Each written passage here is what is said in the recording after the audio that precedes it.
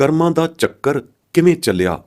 ਪੂਰਬਲੇ ਕਰਮਾਂ ਦਾ ਲੇਖਾ ਤਾਂ ਸੁੰਨੋਂ ਉਪਜੇ 10 ਅਵਤਾਰਾਂ ਦੇਵ ਦਾਨਵ ਗਣ ਗੰਧਰਵਾਂ ਨੂੰ ਵੀ ਭੁਗਤਣਾ ਪੈਂਦਾ ਹੈ।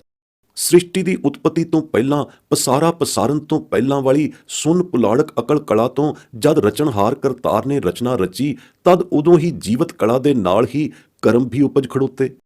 ਇਨਸਾਨ ਨੂੰ ਮੁੱਢਲੇ ਇਨਸਾਨੀਅਤ ਰਚਨੇ ਕਰਮਾਂ ਦਾ ਮੁਖਤਿਆਰ ਮੁਤਲਕ ਬਣਾ ਦਿੱਤਾ। ਕੋਈ ਚੰਗਾ ਕਰੇ, ਕੋਈ ਮੰਦਾ ਕਰੇ, ਸਭ ਦਾ ਫਲ ਪ੍ਰਦਾਤਾ, ਕਰਮ ਵਿਧਾਤਾ, ਕਰਨਹਾਰ ਕਰਤਾਰ, ਸ੍ਰਿਸ਼ਟੀ ਨੂੰ ਰਚਨਹਾਰ, ਸਭ ਮਖਲੂਕ ਦਾ ਖਾਲਕ ਮਾਲਕ, ਕੁਦਰਤ ਦਾ ਕਾਦਰੇ ਮੁਤਲਕ, ਕਰਮਾਂ ਦਾ ਲੇਖਾ ਭੁਗਤਾਉਣਹਾਰ ਨਿਰੰਕਾਰ ਆਪ ਬਣਿਆ। ਆਨਮਤੀਆਂ ਹਿੰਦੂਆਂ ਦੇ 10 ਅਵਤਾਰ, ਸੁੰਨੋਂ ਉਪਜੇ 10 ਅਵਤਾਰ ਆਪਣੇ ਆਪਣੇ ਕਰਮਾਂ ਦੇ ਲੇਖੇ ਦੇ ਦੇਣਹਾਰ ਗਰਦਾਨੇ ਗਏ। ਗਣ ਗੰਧਰਵ ਦੇਵ ਦਾਨਵ ਆਦਿ ਵੀ ਗਰਦਾਨੇ ਗਏ। ਇਉਂ ਮੁੱਢ ਤੋਂ ਹੀ ਕਰਮਾਂ ਦਾ ਚੱਕਰ ਚੱਲ ਪਿਆ। ਸਭਨਾਂ ਦੇ ਸਿਰ ਕਰਮਾਂ ਦਾ ਲੇਖਾ ਲਿਖਿਆ ਗਿਆ। ਨਿਜੋ ਨਿਜੀ ਮੂੜ ਅਮੂਰਤਾ ਵਿੱਚ ਆਪੋ ਆਪਣਾ ਲਿਖਿਆ ਕਰਮ ਕਮਾਉਣ ਲੱਗੇ। ਲੇਖਾ ਵੱਧਦਾ ਗਿਆ ਅਤੇ ਕਰਮ ਕਮਾਉਣ ਹਾਰਿਆਂ ਦੇ ਸਿਰ ਇਸ ਲੇਖੇ ਦਾ ਸੂਦ ਦਰ ਸੂਦ ਪੈਂਦਾ ਰਿਹਾ। ਸੁੰਨੋਂ ਉਪਾਈ ਸਭ ਵਿਅਕਤਗਤਾਈ ਕਰਮਾਂ ਦੇ ਲੇਖੇ ਅੰਦਰ ਆਈ। ਯਥਾ ਗੁਰਵਾਕ ਸੁੰਨੋਂ ਉਪਜੇ 10 ਅਵਤਾਰਾ, ਸ੍ਰਿਸ਼ਟ ਉਪਾਏ ਕੀਆ ਪਸਾਰਾ, ਦੇਵ ਦਾਨਵ ਗਣ ਗੰਧਰਵ ਸਾਜੇ, ਸਭ ਲਿਖਿਆ ਕਰਮ ਕਮਾਇੰਦਾ। ਮਾਰੂ ਮਹਲਾ ਪਹਿਲਾ।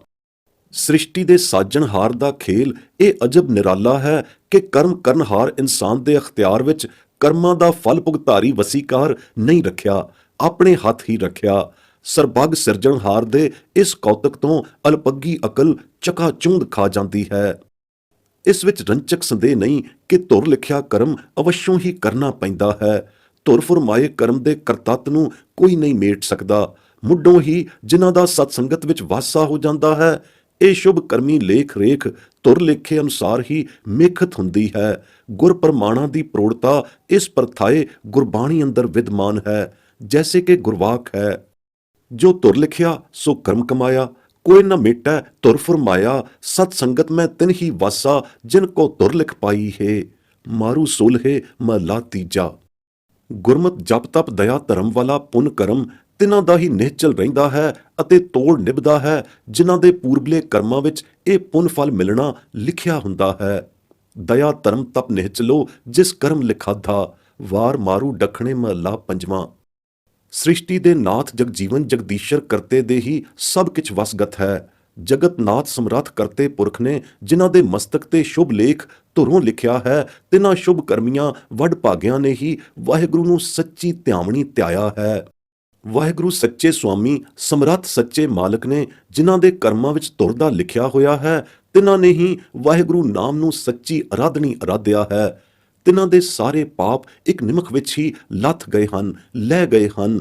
ਜਿਨ੍ਹਾਂ ਨੇ ਗੁਰਬਚਨ ਦ੍ਰਿੜਾਏ ਜਾਪ ਅਨੁਸਾਰ, ਅਰਥਾਤ ਅੰਮ੍ਰਿਤ ਛਕਣ ਸਮੇਂ ਦੀ ਮਿਲੀ ਗੁਰ ਦੀਖਿਆ ਵਾਲੇ ਜਾਪ ਗੁਰਮੰਤਰ ਦੁਆਰਾ ਗੁਰਮਤਿ ਨਾਮ ਨੂੰ ਸੱਚੀ ਜਪਣੀ ਜਪਿਆ ਹੈ, ਜੈਸਾ ਕਿ ਗੁਰਵਾਕ ਹੈ। ਤੂੰ ਜਗ ਜੀਵਨ ਜਗਦੀਸ਼ ਸਭ ਕਰਤਾ ਸ੍ਰਿਸ਼ਟ ਨਾਥ, ਤਿਨ ਤੂੰ ਧਿਆਇਆ ਮੇਰਾ ਰਾਮ, ਜਿਨ ਕੈ ਧੁਰ ਲੇਖ ਮਾਥ। ਜਿਨ ਕੋ ਧੁਰ ਹਰ ਲਿਖਿਆ ਸੁਆਮੀ, ਤਿਨ ਹਰ ਹਰ ਨਾਮ ਅਰਾਧਿਆ। ਤਿਨ ਕੇ ਪਾਪ ਇੱਕ ਨਿਮਕ ਸਭ ਲਾਥੇ, ਜਿਨ ਗੁਰਬਚਨੀ ਹਰ ਜਾਪਿਆ। ਤੁਖਾਰੀ ਮਹਲਾ ਚੌਥਾ। ਵਾਹਿਗੁਰੂ ਦਾ ਨਾਮ ਜਪਣਾ ਅਤੇ ਵਾਹਿਗੁਰੂ ਦੇ ਗੁਣ ਗਾਵਣੇ ਵੀ ਤਿਸੇ ਅਨੰਨ ਗੁਰਮੁਖ ਗੁਰਸਿੱਖ ਦੇ ਸੁਭਾਗ ਵਿੱਚ ਹਨ, ਜਿਸ ਦੇ ਪੂਰਬਲੇ ਕਰਮਾਂ ਵਿੱਚ ਲਿਖਿਆ ਹੁੰਦਾ ਹੈ। ਵਾਹਿਗੁਰੂ ਦੇ ਗੁਣ ਗਾਵਣੇ ਅਤੇ ਵਾਹਿਗੁਰੂ ਦਾ ਨਾਮ ਜਪਣਾ ਐਸਾ ਸ੍ਰੇਸ਼ਟ ਅਤੇ ਸਰਬੋਤਮ ਕਰਮ ਹੈ ਕਿ ਜਨਮ ਜਨਮ ਦੇ ਪਾਤਕਾਂ ਪਤਿਤ ਕਰਮੀਆਂ ਨੂੰ ਪਾਵਨ ਪਵਿੱਤਰ ਦੁੱਧ ਧੋਤੇ ਬਣਾ ਦਿੰਦਾ ਹੈ। ਯਥਾ ਗੁਰਵਾਕ। ਪਤਿਤ ਪਾਵਨ ਪ੍ਰਭ ਤੇਰੋ ਨਾਉ, ਪੂਰਬ ਕਰਮ ਲਿਖੇ ਗੁਣ ਗਾਓ। ਰਹਾਓ। ਭੈਰੋ ਮਹਲਾ ਪੰਜਵਾਂ। ਪੂਰਬ ਲਿਖਿਆ ਸ਼ੁਭ ਕਰਮ ਦਾ ਅੰਕੁਰ ਜਿਨ੍ਹਾਂ ਨੂੰ ਉਦੀਪਤ ਹੁੰਦਾ ਹੈ, ਸੇਵੜ ਭਾਗੇ ਜਨ ਸਤਿਗੁਰੂ ਨਾਨਕ ਦੇ ਘਰ ਦੇ ਸਿੱਖ ਸੇਵਕ ਆ ਬਣਦੇ ਹਨ। ਤਿਨਾਂ ਨੂੰ ਹੀ ਸੱਚੇ ਗੁਰਸਿੱਖ ਸੇਵਕ ਬਣ ਕੇ ਗੁਰਮਤਿ ਨਾਮ ਜਪਣ ਆਰਾਧਨ ਦੀ ਸੱਚੀ ਸੇਵਾ ਆਰੂੜਤ ਹੋਈ ਹੈ, ਜਿਸ ਸੇਵਾ ਨੂੰ ਕਰਕੇ ਤਿਨਾਂ ਨੂੰ ਸੱਚੇ ਸੁਖ ਦੀ ਪ੍ਰਾਪਤੀ ਹੁੰਦੀ ਹੈ। ਯਥਾ ਗੁਰਵਾਕ। ਨਾਨਕ ਸਤਿਗੁਰ ਸੇਵ ਸੁਖ ਪਾਇਆ, ਜਿਨ ਪੂਰਬ ਲਿਖਿਆ ਕਰਾਮ। ਸਾਰੰਗੀ ਵਾਰ ਮਹਲਾ ਤੀਜਾ। ਇਸ ਦੀ ਪ੍ਰੋੜਤਾ ਅਗਲੇਰਾ ਗੁਰਵਾਕ ਵੀ ਕਰਦਾ ਹੈ। ਯਥਾ ਗੁਰ ਕੀ ਸੇਵਾ ਸੋ ਜਨ ਪਾਏ, ਜਾ ਕੋ ਕਰਮ ਲਿਖਿਆ ਧੁਰ ਆਏ। ਮਲਾਰ ਮਹਲਾ ਪੰਜਵਾਂ।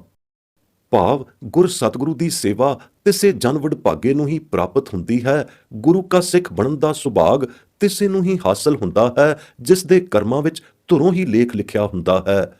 ਕਈਆਂ ਜਨਮਾਂ ਦੀ ਨੇਕ ਕਮਾਈ ਕਰਕੇ ਗੁਰੂ ਘਰ ਵਿੱਚ ਜਨਮ ਲਈਦਾ ਹੈ ਅਤੇ ਸਤ ਸੰਗਤ ਵਿੱਚ ਵਾਸਾ ਹੁੰਦਾ ਹੈ।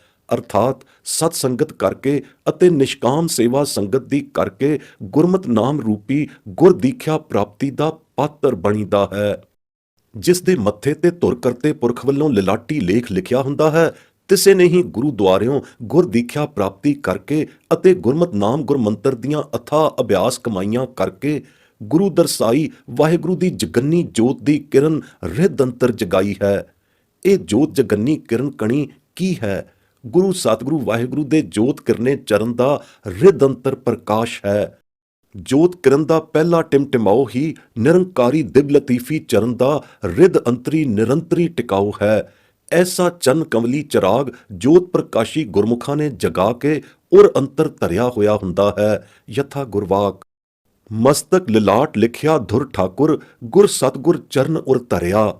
ਰਾਗ ਕਾਨੜਾ ਚੌਪਦੇ ਮਹੱਲਾ ਚੌਥਾ।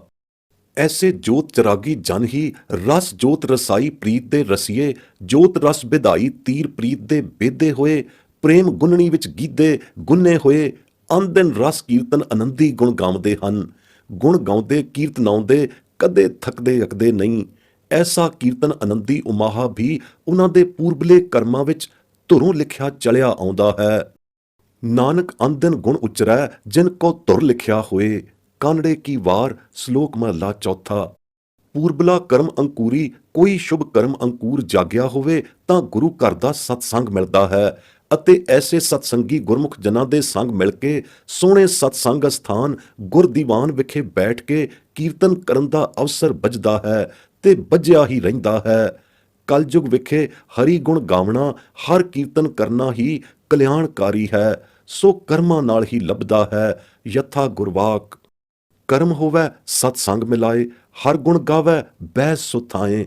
ਰਹਾਉ ਗੌੜੀ ਗੁਆਰੇਰੀ ਮਹੱਲਾ ਤੀਜਾ।